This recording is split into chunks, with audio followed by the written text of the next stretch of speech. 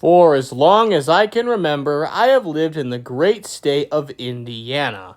However, since literally like the day I was born, seriously, ask my mom, I have liked trains. And so it would seem logical that I have seen practically every train there is to see in this state. Yeah, no, that's not even close to true.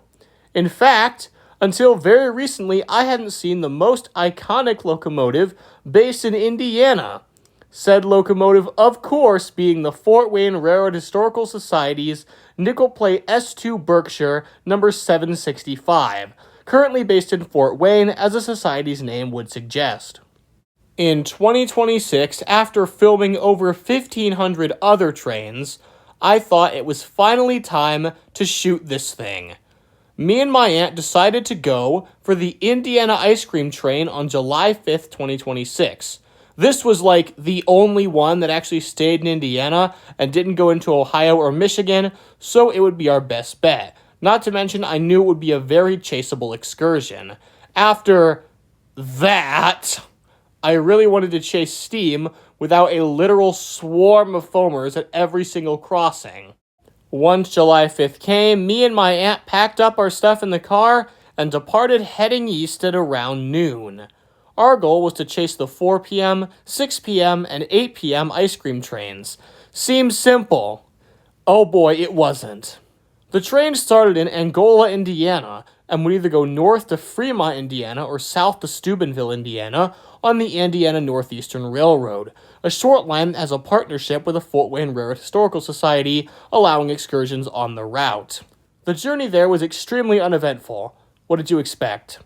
However, I've driven so many ridiculous train journeys this year that the hour and 40-minute drive felt like nothing, and soon enough we were approaching Angola, and of course I had to record my reaction to seeing 765 for the first time. Okay, we're here. Oh my god, people! Oh my god! This is my first time seeing this thing. Oh my god. 765. Oh, look, that's a long concert. 765, hello! Oh my gosh! There it is. I cannot believe it. Okay, here we go. 765. Seeing it, oh yeah. This is my first time seeing this thing. Oh, this is beautiful. Yeah, it looks like they're still boarding, so it's gonna be a while before it actually departs. Nickel Plate Road, oh yeah. Look, this is numbered 767. What a nice reference. Anyways, here it is, Nickel Plate Road, 765. The Berkshire, there's so few people here. Oh, this is lovely. I'm getting blasted with steam right now. Oh, those white walls are beautiful.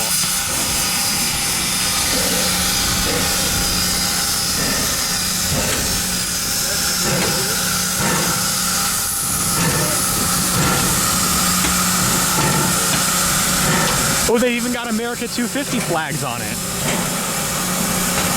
Oh my god, it's so surreal to finally see this thing. After I took my first looks at 765, I got out my still camera and started taking photos.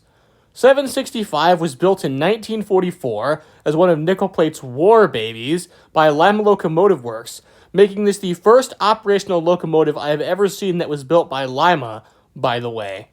It served on Nickel Plate until, of course, it was replaced by diesels, and then it was donated to the city of Fort Wayne under disguise as Nickel Plate 767, as 767 was the first engine to run across the new Fort Wayne overpass, and thus they wanted it preserved. But it was in poor mechanical condition, so Nickel Plate just disguised 765 as 767. Imagine an alternate universe where 767 was an operational excursion service. After 11 years of sitting in Fort Wayne, it was eventually acquired by the newly established Fort Wayne Railroad Historical Society in 1977 and was back in operational service by 1980. Ever since then, 765 has been an on-and-off excursion service, participating in the Southern Steam Program, being the main power on the new River Train, and running over Horseshoe Curve as part of Norfolk Southern's 21st Century Steam Program. 765 has truly done it all. However, on this day, it will be pulling a much more modest excursion, the ice cream train. The train was going to depart every 2 hours, and I made it just in time for the 4 p.m. departure arriving at around 3:40. I would not be riding this train, just taking photos and videos from the outside, but I still had to go into the depot just to go to the bathroom, and the ticket collector guy was very accepting of my stupid questions, and he informed me that the first run of the day would be southbound. 765 can't lead southbound because there's no Ys or turntables anywhere on this stretch of the Indiana Northeastern. So, Fort Wayne Railroad Historical Society's diesel, a restored nickel plate SD9 number 358, would lead the southbound runs while 765 would lead northbound. Knowing this, I walked around the edge into the non-backlit side and set up behind it just in time for it to depart, giving a very nice smoke show as it did so.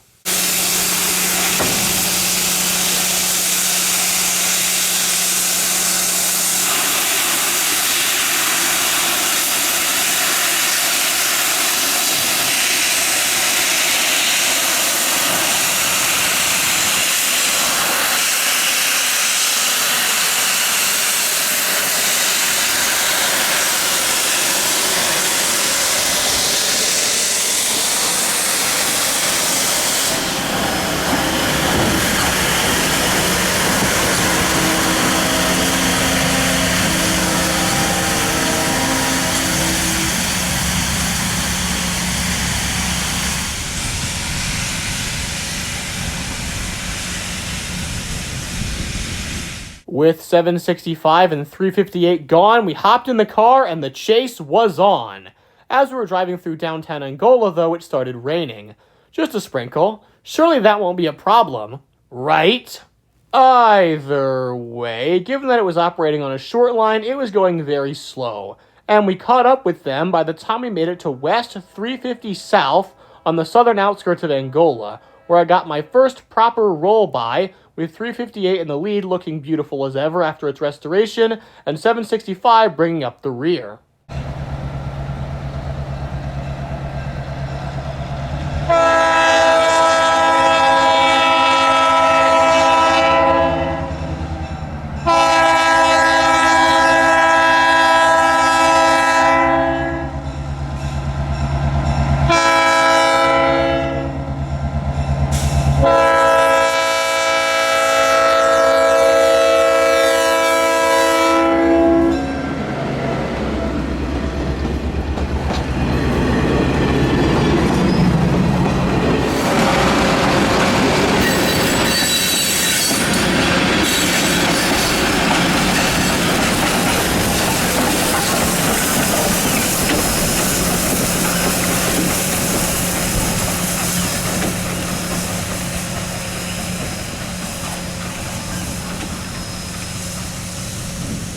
After that, we rushed to Pleasant Lake, Indiana. This small town was in the middle of the ice cream train's route, and it also has a beautifully restored 1880s era depot, thus making it the perfect spot to shoot at.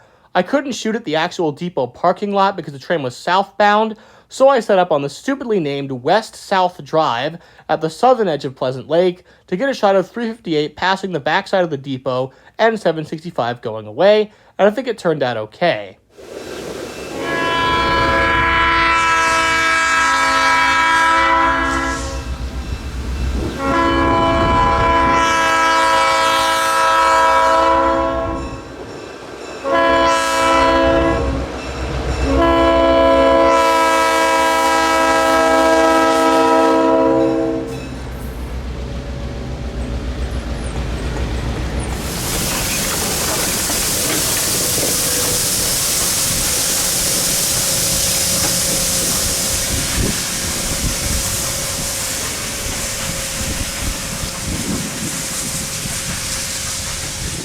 Then we headed even farther south to West 700 South, a road at the very north end of the so small it's almost non-existent town of Steubenville. This would be the last crossing the train would fully pass over before switching directions, so it was a must-go for me. We made it there just in time to park and for me to run across to the other side of the track to the non-backlit side before 358's long hood poked out from behind the trees and I got another shot.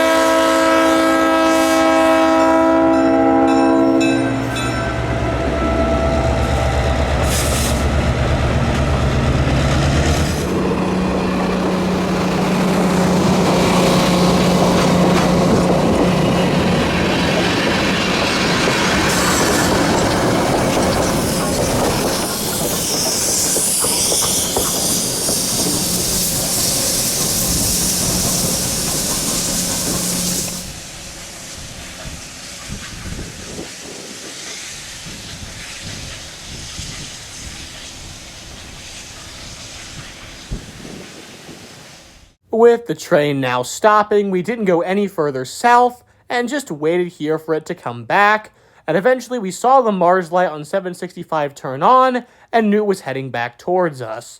The long break also gave me time to set up my tripod for this absolutely amazing shot of 765 cresting the grade and going right by us. This was the first time it was leading, and also the first time we got to hear the whistle, which, holy crap, is really loud.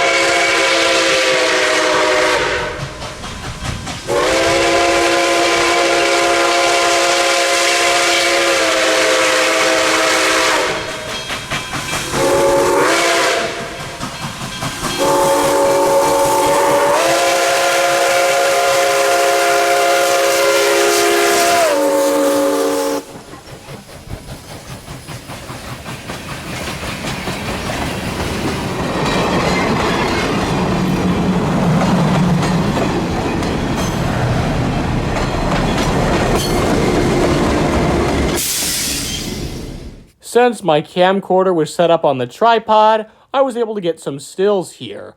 I also did this at several of the other crossings along the route, and I made a special video compiling all the stills. If you want to see that, link in the description. Either way, after that, we headed back to Pleasant Lake to catch 765 leading past the depot, and I made it to the north side of the depot just in time before the insanely loud whistle blared in the distance and 765 rolled by the ancient depot and stored spare coaches.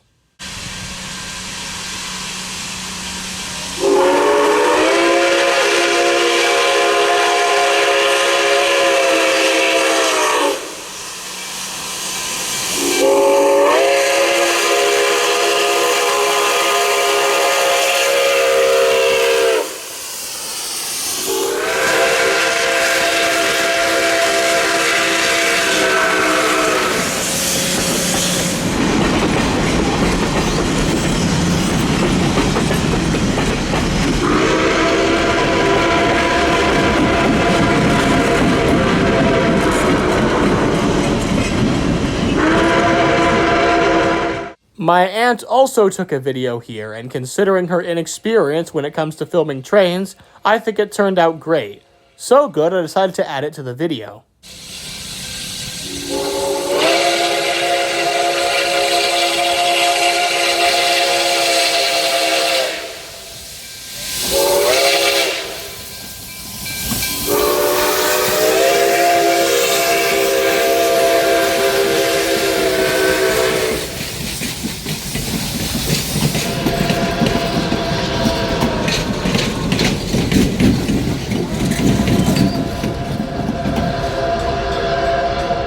After that, we rushed farther north back to Angola and set up on the awesomely named Thunder Drive just south of the depot to get a shot of 765 passing Trine University and going over these rolling hills here.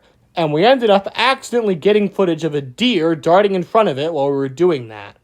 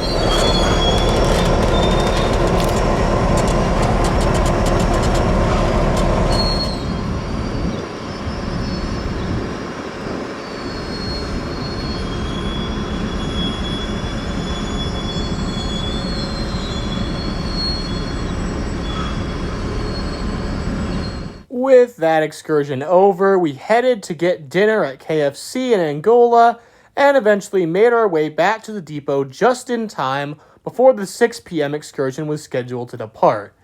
But, there was a big problem. The weather had turned from cloudy but relatively nice to dismal, and soon enough, it would turn to full-on rainstorm, which, as you can imagine, for someone like me who's a complete idiot, standing trackside with a very water-damageable camcorder, that was a problem. But that was the least of my worries at this point. You see, I had inferred from the website that they would alternate directions. One run would be southbound, and then the next run would be northbound. When I asked the guy at the ticket booth what direction the train would be going, I only asked about the 4 p.m. train, and he said, yep, this run will be southbound, which made me think that the next run, aka the 6 p.m. excursion I was currently staring at while contemplating this, would be northbound. So instead of setting up at the station, I set up on the other side of the Main Street crossing and waited for it to depart going forwards. Except, as it turns out, they just pick a direction and then all runs that day are in that direction. They don't alternate. All the runs on this day were southbound, so I'm sure you can imagine what happened next. Why are they going that way? Why are they going that way? When this happened, I was very upset, as all the shots I had planned for the northbound run were now completely useless. But I didn't have any other options other than to continue south and try and get the shots I hadn't gotten on the last run. So I made my way to West 400 South at the very southern edge of Angola and got a very nice shot of 358 and a cab pan on 765.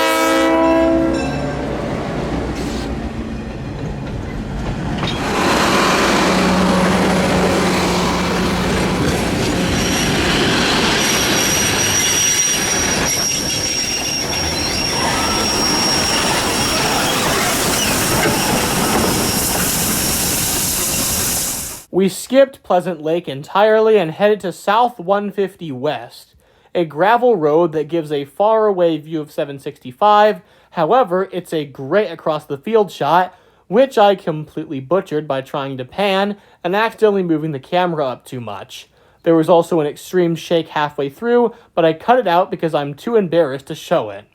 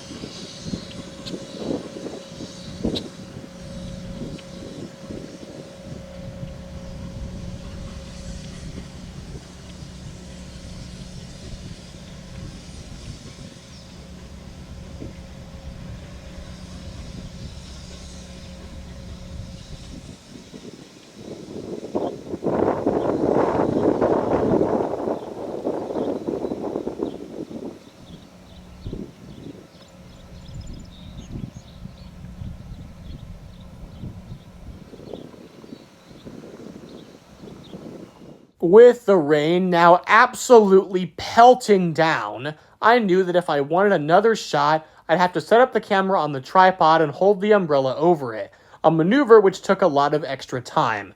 So we skipped a couple spots and headed straight back to the Pleasant Lake Depot so I could get a shot from the other side, which I thought would turn out better. It did, but that's a little bit of foreshadowing. Before 765 showed up, I took the opportunity to take pictures of the 3 coaches that are stopped here. These are spares for the ice cream train. They would have liked to have added more coaches to increase capacity, but if they did, they'd be blocking Thunder Drive at the end of the train, so they couldn't. After I got those photos, I walked off the platform and across the tracks and set up the tripod, and after about a 10-minute wait, the Mars light of 765 appeared in the distance, and it slowly rolled by Pleasant Lake, spitting out loads of steam and blowing its whistle like crazy. This is absolutely 100% definitively, without a doubt, my favorite shot that I got on this trip. It's awesome. Wish it wasn't raining, though.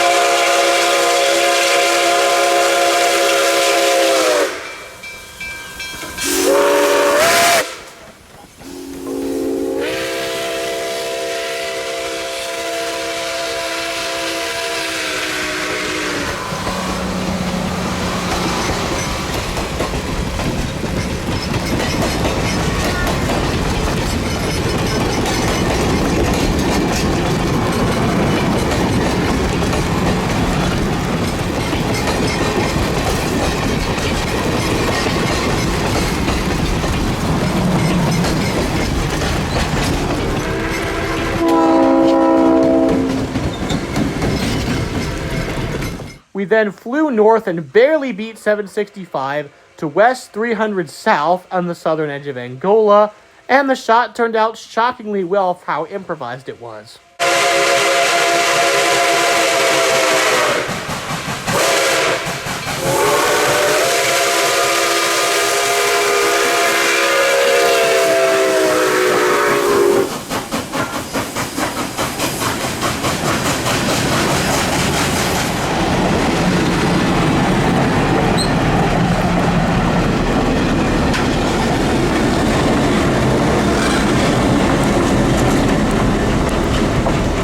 We then made our way back to the depot.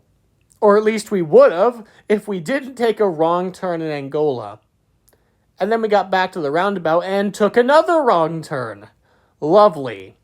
After fighting through rain, horrible traffic, and extreme anxiety that I had missed the train, we finally made it back to the Angola depot. And to my complete shock, 765 was not there. But when I stepped out of the car, I heard the whistle at Thunder Drive. So I had to get out, run across the parking lot in the pouring rain, run through a 6-inch deep puddle, which was just lovely, ruining my shoes and socks, before I eventually made it onto the platform and got one final shot of 765 moving, slowly pulling into the station.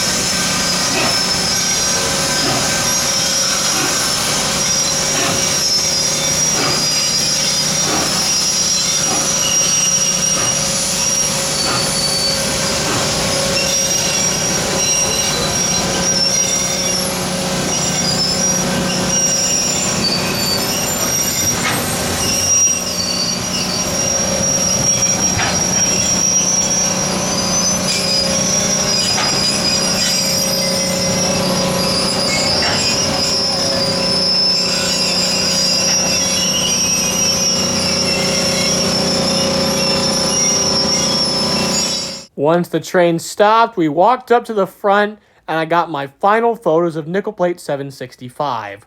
We decided not to chase the 8 p.m. excursion because it would be running on the same route that the other two had already been on, and it would be pouring and actually thunderstorming by the time that happened, so we were like, yeah, no. So after grabbing these stills, we decided to head home. I was so glad to finally see nickel plate 765, after wanting to see it for forever.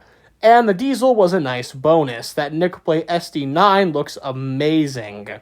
I had a very fun time, and I hope you were able to capture a little bit of that entertainment by watching this video. I hope you enjoyed this video. Make sure to catch those units while you can, especially the ones with whistles so loud you need to see an ear doctor, and I will see you in the next video.